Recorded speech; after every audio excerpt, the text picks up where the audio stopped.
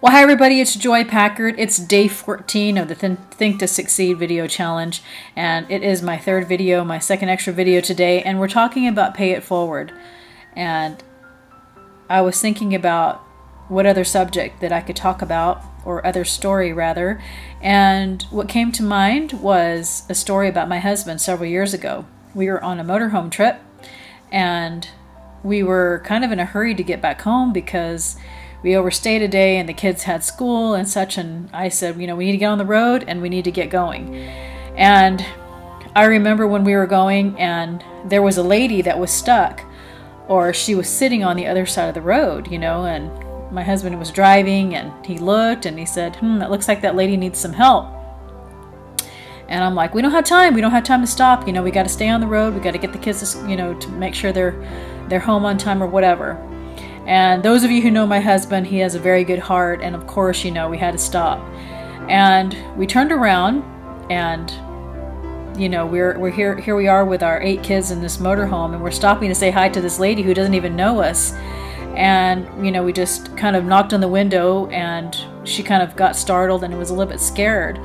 And we basically asked her, my husband asked her, do you need any help or whatever? And she says, no, I'm really okay. But when she realized, we were really trying to help and she was in desperate need, she had basically run out of gas and she was on the side of the road. And she was trying to call, but her cell phone was dead. And so she didn't really have a way to, have any kind of communication with her husband or family or anybody. And so we basically, loaded her up and put her in a motorhome and got, one of the gas 1-gallon tanks or whatever, and got her some gas. And, after everything was said and done, she basically thanked us. She was in tears, and she said, before you came, I didn't have a way to communicate with anybody. So the only way I could communicate was to pray. And and she says, I guess you guys were the answer to my prayers. And so,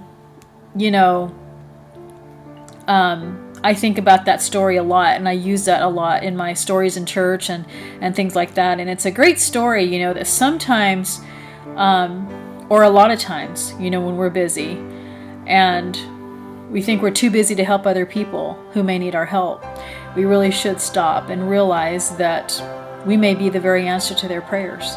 So that story has stuck with me all these years, and it made me stop and realize, that was more important than, getting the kids to school on time from that trip. And after everything was said and done, we still made it on time anyway. So anyway, I just wanted to share that story with you. I'm starting to wind down for the evening. It's 9:47 p.m. All right, there is my third video for the day. Take care. Bye.